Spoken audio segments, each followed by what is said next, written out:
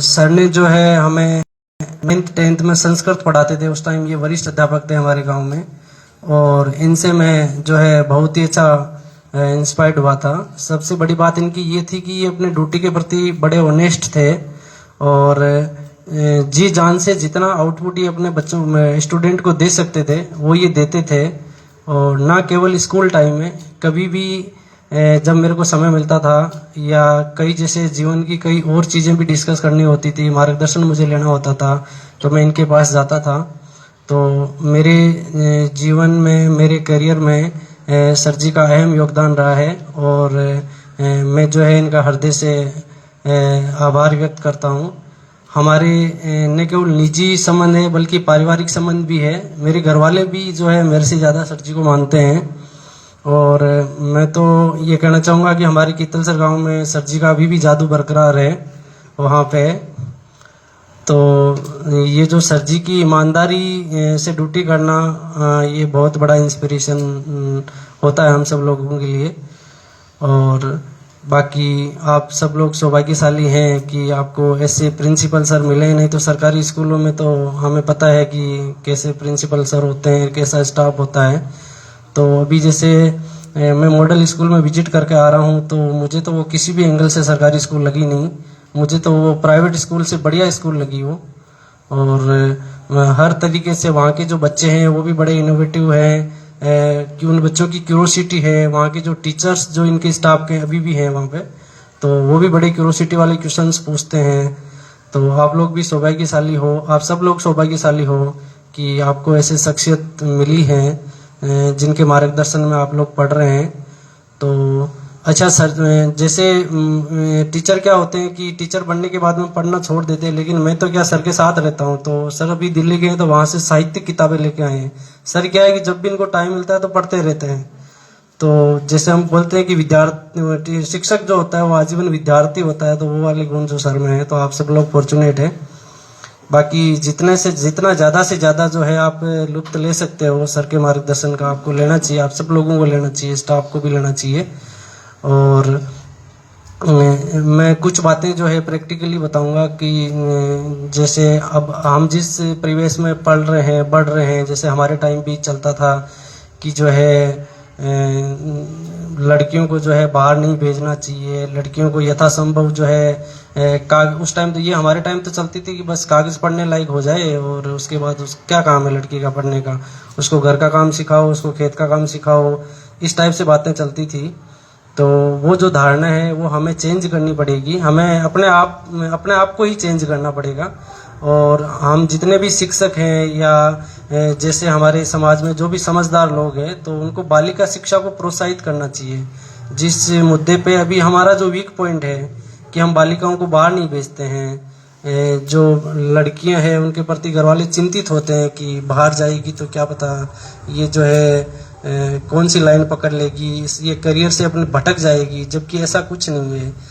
अगर हम जो है हम ईमानदारी से कहीं भी जाके, और जैसे अब यहाँ पे क्या है कि अपनी साइकोलॉजी होती है कि भाई स्कूलें 12th तक तो सब गांव में स्कूलें होती हैं, उसके बाद में कॉलेज भी आसपास ही करवा दो, और कॉलेजों में भी ये धारणा होती है कि भाई अटेंडेंस लग जाएगी, जाने की जरूरत क्या है, पैसे देके वो ठेकेदारी वाला सिस्टम चलता है, जबकि ऐसा नहीं होना चाहिए। और अगर अच्छे स्टूडेंट हैं जिनके परसेंटेज बेस पे, जैसे बाहर दिल्ली विश्वविद्यालय DU में या दिल्ली के और अदर यूनिवर्सिटीज़ में या हमारे जयपुर जोधपुर में जो यूनिवर्सिटीज़ है, तो हमें वहाँ पे अगर हमारा एडमिशन हो जाता है हमारे परसेंटेज के बेसिस पे, तो हमें ज़रूर वहाँ जाके पढ़ाई करनी चाहिए। और जो हमारे घर वालों की है सोच है वो हमें चेंज करनी चाहिए। इसके लिए जो है हमें उनको रिजल्ट दिखाना पड़ेगा। हम जैसे अभी स्कूल में पढ़ रहे हैं तो हमें अच्छे परसेंटेज लाने पड़ेंगे। अच्छे परसेंटेज आएंगे जब आप ईमानदारी से पढ़ाई करोगे, तो उससे क्या होगा कि आपके घर वालों को एक मोटिवेशन मिलेगा। आपके टीचर जो है वो घर वालों को कहेंगे कि आपकी बच्ची जो है पढ़ने में ठीक है, आजकल अच्छा कर रही है, तो इसको ज़रूर जो है आप बाहर भेजिए, वहाँ पे इसका अच्छा करियर रहेगा। तो जो आप जो है, मैं तो ये कहना चाहूँगा कि जैसे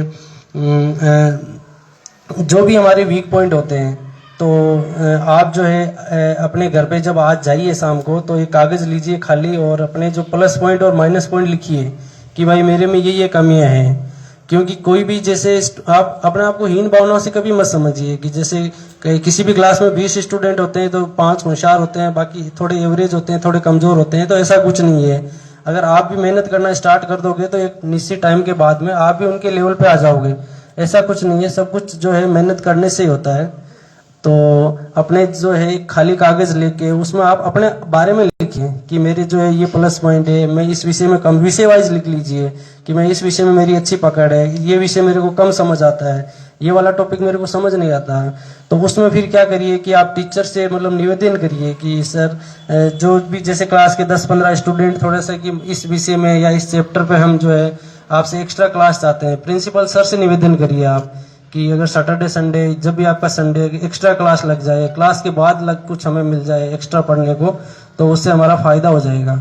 और जो प्राइवेट स्कूल के जो टीचर होते हैं उनसे सरकारी स्कूल के टीचर हमेशा ही अच्छे होते हैं, हमेशा ही अच्छे होते हैं। बस जो है हमें उनका फ़ायदा उठाना चाहिए, हम सब स्टूडेंट को जो है उनका फ़ायदा उठाना चाहिए। उनकी योग्यता ज़्यादा प्राइवेट वालों से अच्छी होती है। और चूँकि वो एग्ज़ाम पास करके आते हैं तो वो अपने आप में एक सर्टिफिकेट होता है कि भाई जो सरकारी स्कूल के जो टीचर होते हैं वो अच्छे होते हैं। तो कभी भी हमें ये नहीं सोचना चाहिए कि जो सरकारी स्कूलों में पढ़ाई अच्छी नहीं होती। तो सरकारी स्कूलों में तो अपने आसपास के जो बच्चे हैं जो पढ़ के गए हैं वो आज अच्छे अच्छे पदों पर आसीन हैं। तो कभी ये मत समझिए कि हम सरकारी स्कूल में पढ़ रहे हैं और हमसे ज़्यादा जो है प्राइवेट स्कूल वाले आगे हैं या उन हाँ मैं आपको उस टाइम 2005 या 7 का एग्जांपल देना चाहूँगा। हमारे गांव में इतनी अच्छी फैकल्टी थी हमारी सरकारी स्कूल की कि उसमें जो डेगाना के शारदाबाद जैसी स्कूलों से बच्चे छोड़ के स्कूल हैं हमारे गांव के राजकीय माध्यमिक विद्यालय कीर्तनसर में पढ़ना आते थे। तो ये हमारे गांव की बहुत बड़ी बात थी, हमारे लिए भी गौरव का विषय था। और इतने अच्छे अच्छे टीचर थे हमारी सरकारी स्कूल के, ना केवल कि वो शारदाबाद स्कूल से वहाँ से टीसी कटवा के हमारे स्कूल में पढ़ते थे, हमारे जो सरकारी स्कूल के टीचर थे उनसे ट्यूशन के लिए रिक्वेस्ट करते थे सर, क्योंकि इतने मतलब कि सर एक बैच एक्स्ट्रा और लगा दीजिए ताकि हमारा भी भला हो जाएगा। इतनी अच्छी मैथ्स, इतनी अच्छी संस्कृत, हिंदी और ये सब जो है सामाजिक ज्ञान और साइंस ये सब पढ़ाते थे हमारे स्कूल के। तो सरकारी स्कूल या प्राइवेट स्कूल का वो जो नाम जो है उस पर मत जाइए आप। जो फैकल्टी है जो है योग्य फैकल्टी होती है यहाँ पे, बस हमें उनसे आउटपुट लेने की आवश्यकता होती है। और हम क्या होते हैं कि पूर्वाग्रह से ग्रसित होते हैं, क्योंकि हमारे ज़्यादातर जो एक मेजोरिटी होती है ना उसको हम एक्सेप्ट कर लेते हैं। हम हमारा दिमाग कभी लगाते ही नहीं है इन चीज़ों पे कि जैसे कोई भी पोस्ट निकलती है या कोई भी कि भाई आप इस लाइन में करियर में जा सकते हैं, ये लड़कियों के लिए ये अच्छा स्कोप है, तो उसको हम सीरियस से खारिज कर देते हैं। या जैसे कई बार होता है कि भाई कोई वैकेंसी निकलती है कि इसमें 15 पोस्ट हैं, 10 पोस्ट हैं, तो इसमें हमारा कहाँ से नंबर आएगा, इतना बड़ा इंडिया है, उसमें सिटी वाले इंटेलिजेंट बच्चे होते हैं, हम तो गाँव वाले हैं, हमें क्या एक्सपोजर मिला है। तो ऐसा कुछ भी नहीं है। अभी मेरे गाँव में एक मेरे साथ पढ़ा हुआ 8वीं तक, और वो MBBS कोटा से किया था उसने, उसके बाद PG उसने दिल्ली से किया था ऑर्थोपेडिक्स में, और PG के बाद में OBC की एक ही सीट थी SRCP करने के लिए, सीनियर रेजिडेंसी। दिल्ली में एम्स हॉस्पिटल जो है अपने इंडिया का सबसे बड़ा हॉस्पिटल है, उस एम्स में OBC की एक ही सीट थी और उस पे वो मेरे दोस्त कमल किशोर जाजुंदा का सिलेक्शन हुआ है। तो ये बहुत बड़ी बात है। तो कभी भी आप ये अपनी थिंकिंग जो है पॉजिटिव रखिए, सकारात्मक रखिए। आप ये हमेशा सोचिए कि भाई मेरे को तो एक सीट चाहिए, मेरे को एक से ज़्यादा क्या करना है, उस पर मेरा होना चाहिए। बस ये सोच अगर जिस दिन आप रखोगे अपने दिमाग में जो है नकारात्मक विचार कभी भी मत आने दो, हमेशा पॉजिटिव थिंकिंग में रहो। और जैसे आपको जो भी कोई विषय अध्यापक आपसे जो भी आपको पढ़ा रहे हैं तो उनके प्रति आप श्रद्धा रखो कि जैसे हमारी मैडम या हमारे सर जो हैं वो दुनिया के सबसे बेस्ट टीचर जो हैं वो हमें मिले हैं, हमें पढ़ा रहे हैं। उनसे ज़्यादा से ज़्यादा जैसे हमारी हिचकिचाहट होती है कई बार क्वेश्चन पूछने की कि यार साथ वाले हंसेंगे, गुरुजी पता नहीं क्या सोचेंगे, मैं ये छोटा सा क्वेश्चन इनसे कर रहा हूँ। तो कभी भी ये मत सोचिए। आप जो भी क्वेश्चन आपके दिमाग में आया आप खड़े होकर पूछना चाहिए आपको, और ज़्यादा से ज़्यादा आपको इनसे गाइडेंस लेना चाहिए। जैसे यहाँ से पास आउट होने वाले जो बच्चे होते हैं उनको अपने आगे के करियर के बारे में कि मेरे को कौन सा जो सब्जेक्ट लेना चाहिए, कौन सा कॉलेज चूज करना चाहिए, क्योंकि टीचर के पास बहुत कुछ खजाना होता है बताने के लिए, लेकिन जब बच्चे कई बार इंटरेस्टेड नहीं लगते तो इन लोगों का कॉन्फिडेंस भी डाउन हो जाता है। तो इनका जो कॉन्फिडेंस और मोरल बूस्ट करने में भी हमारी स्टूडेंट की ही भूमिका होती है कि हम बार बार अगर जाके इनको क्वेश्चन पूछेंगे तो ये जो है हमें और मतलब ये खुद R&D करेंगे, रिसर्च करेंगे कि भाई बच्चों को जो है हम अच्छा सा आंसर दें ताकि बच्चों को भी अच्छा लगे। तो टीचर के प्रति कभी भी जो है नकारात्मक सोच नहीं रखनी चाहिए, क्योंकि हमारे माता पिता और टीचर ऐसे होते हैं जो कभी ये नहीं सोचते कि मेरा जो स्टूडेंट है वो मेरी बराबर रहे या मेरे से, मतलब इनमें ईर्ष्या वाली भावना कभी भी नहीं होती। टीचर हमेशा यही चाहता है कि मेरा जो स्टूडेंट है वो अच्छे अच्छे पदों पे जाए, मेरे से ज़्यादा प्रोग्रेस करे, इसी में मेरे को रियल खुशी होती है। टीचर का हमेशा यही मानना होता है। तो आप जो हमारे समाज में पूर्वाग्रह से ग्रसित जो लोग हैं कि ये काम नहीं हो सकता, ये इम्पॉसिबल है, ये जॉब सरकारी जॉब हम लग ही नहीं सकते, इनमें तो पेपर आउट हो रहे हैं, नकलें हो रही है, ये सब हो रहे हैं, तो उन लोगों से ज़रा दूर रहिए और अपने जो टीचर हैं उनके संपर्क में रहिए, उनसे गाइडेंस लेते रहिए। कोई आपका जो विषय है कमज़ोर है तो रिक्वेस्ट करिए कि इस विषय पे जो है हमारी एक्स्ट्रा क्लासें लग जाए तो हमारा फ़ायदा हो जाए, इस टाइप की निवेदन करिए। मतलब आप मेहनत में भरोसा करिए तो सब कुछ पॉसिबल हो जाता है, ऐसा कुछ भी नहीं है। बाकी आप लोगों का मेरे से कोई क्वेश्चन हो किसी भी प्रकार का तो आप मेरे से पूछ सकते हैं। मैंने क्वेश्चन कुछ भी पूछा सर। हाँ जी सर, अभी प्रिंसिपल सर ने बोला था कि आपके जो आप कॉपी चेक करवाते थे तो आपकी गलतियां नहीं निकलती, पर हम जब कॉपी चेक करवाते हैं तो बहुत सारी गलतियां निकलती है। तो ये तो अच्छी बात है कि आपकी गलतियां निकालते हैं ये लोग, अच्छे से कॉपी चेक करते हैं। तो जब तक हम गलती नहीं करेंगे तब तक हम सीखेंगे नहीं। तो ऐसे जब तक आप गलती करोगे नहीं तो आप कैसे गलती सुधार करोगे? तो गलती करना, गलती होना वो कोई गड़बड़ नहीं है, उस गलती की पुनरावृत्ति नहीं होनी चाहिए। अगली बार जो है वो गलतियां नहीं होनी चाहिए आपकी। और ये गलतियां निकालते हैं बहुत सारी, तो ये तो अच्छी बात है कि बहुत ध्यान दे के आपकी कॉपियाँ चेक हो रही है। तो ये तो अच्छी बात है कि काफ़ी सारी गलतियां निकलती है। तो आपके जो माइनस पॉइंट है वो ये सर निकाल के आपको खुद को ही बता रहे हैं कि भाई आपको कहाँ सुधार करने की ज़रूरत है। तो ये अच्छी चीज़ है, बस उन गलतियों की आप पुनरावृत्ति ना करिए।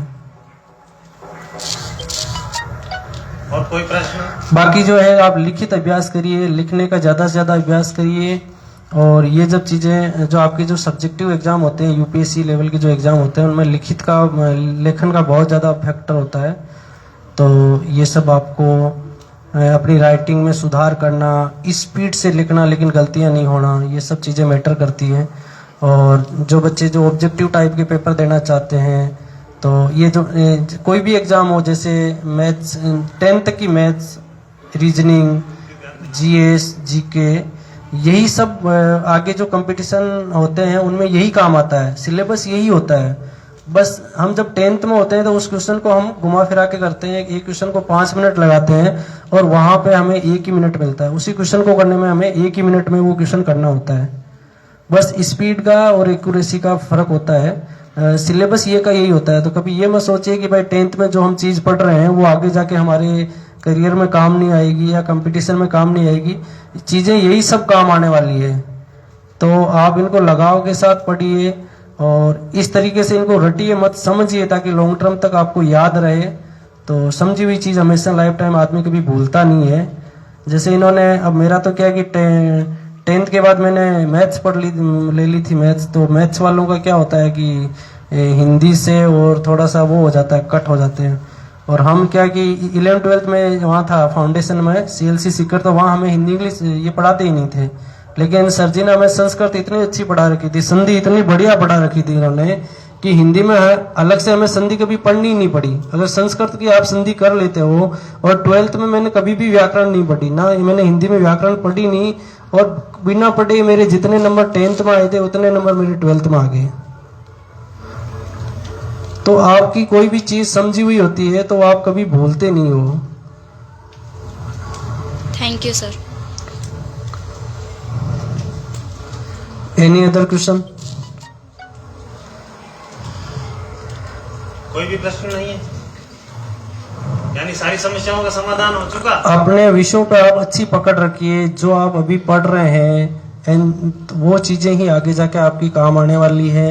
ऐसा नहीं है कि आप ग्रेजुएशन कर लोगे, पोस्ट ग्रेजुएशन कर लोगे तो वो चीज़ें कंपटीशन में काम आएगी। नहीं, आपकी ये जो वो आएगी आपकी जैसे आप मैथ्स में आगे मान लो प्रोफेसर बनना है या कुछ करना है, तब तो आपको आगे की मैथ्स काम आएगी कॉलेज वाली।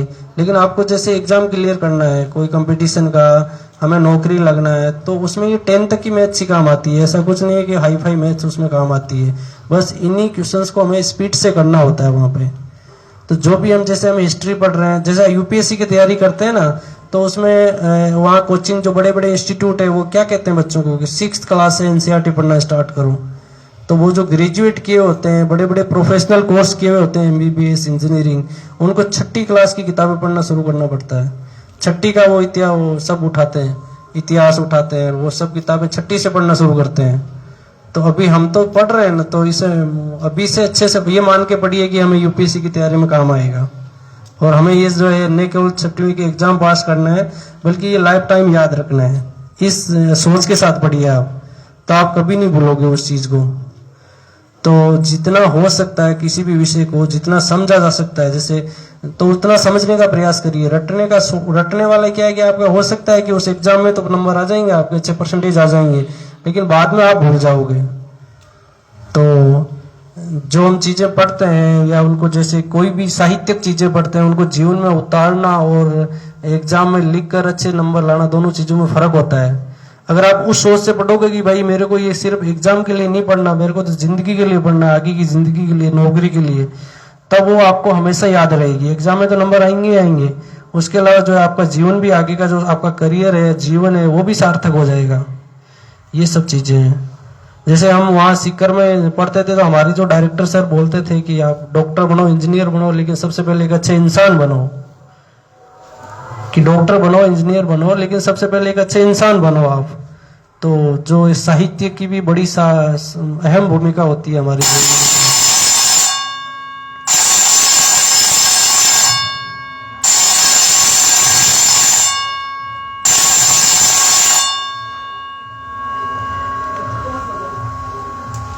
ये सब चीजें हैं। तो आप जिस भी विषय में आपको, जैसे हिंदी वाले विषय के अध्यापक है, आपको हिंदी में कोई लेसन, कोई सिलेबस समझ नहीं आ रहा, आप उनसे रिक्वेस्ट करिए कि हमें ये दोबारा पढ़ाइए। गणित वाले जो अध्यापक है उनसे आप रिक्वेस्ट करिए कि हमें जो है, बाकी जो समाज में ये सब सोच चल रही है, आपके पीटीएम वगैरह होते हैं कि नहीं होते हैं यहाँ पे?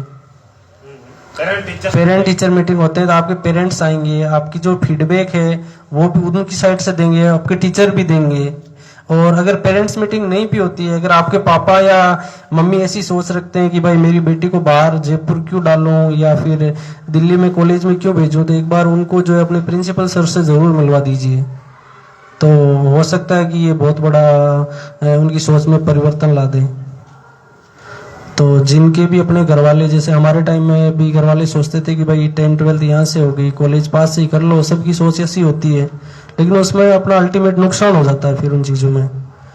तो जिनके भी घर वाले ये सोच रखते हैं कि भाई लड़की है, इसको क्या करना है बाहर पढ़ा के, तो एक बार अपने जो स्कूल के प्रिंसिपल सर से उनसे मिलवा दो, अपने जो टीचर हैं उनसे मिलवा दो, तो ये अच्छा रहेगा। बाकी मैं तो मानता हूँ कि अगर लड़की को हम पढ़ा रहे हैं तन मन धन से, तो न सिर्फ हम उस लड़की को पढ़ा रहे हैं बल्कि एक परिवार शिक्षित हो रहा है। तो ये हमारी सोच होनी चाहिए।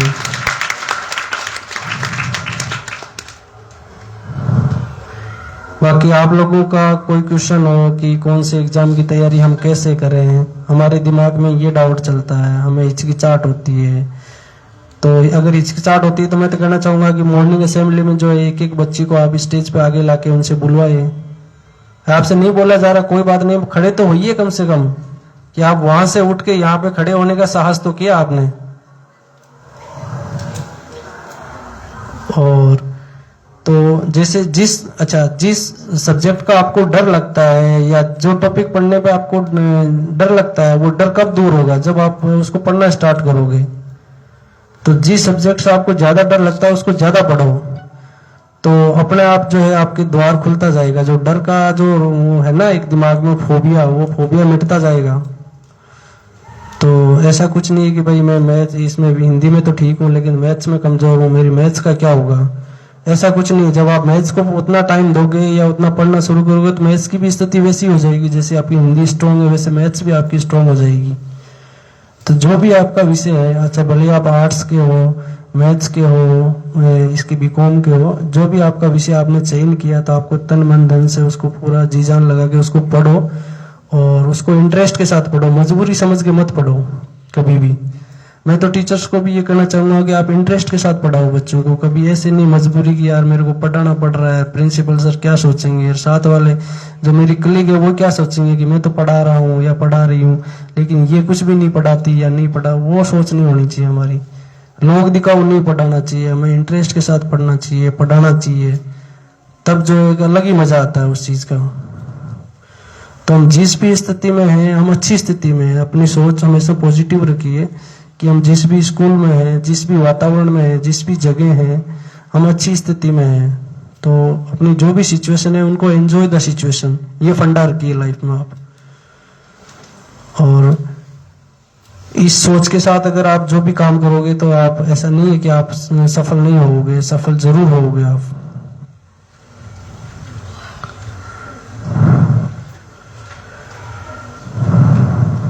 और कोई प्रश्न हो तो पूछो। आप लोगों का कोई भी क्वेश्चन हो तो आप पूछिए।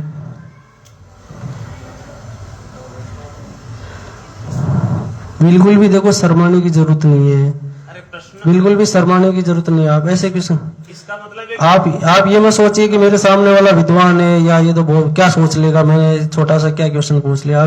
आप ये सोच के समझिए कि मैं हूँ, मैं सबसे बड़ा हूँ, ये सामने वाले सब पागल है, ये सोच के। कैसे हाँ। आपने तैयारी की, आपकी पोस्ट पे जाने के लिए क्या योग्यता चाहिए, तमाम तरह के ढेरों प्रश्न बनते हैं। और कौन कौन सी परीक्षाएं हम 12वीं पास करने के बाद में दे सकते हैं। कॉमन जो आर्ट्स वाली लड़कियां हैं, चाहे साइंस की है चाहे मैथ्स की हैं, प्रश्न ही प्रश्न है। आप दिल्ली में ही आपने चूज क्यों किया, यहाँ और दिल्ली में क्या फर्क है, प्रश्न ही प्रश्न है। पूछो, मुझसे पूछवाओगे क्या आप? हाँ? भाई हम तो बातें करते ही रहते हैं, आपसे संवाद करवाने के लिए इनको लाएंगे कि आपके साथ बातचीत, आपके साथ बातचीत हो, आपके अंदर कोई जिज्ञासा हो तो आप उसको प्रकट कीजिए, बोलिए।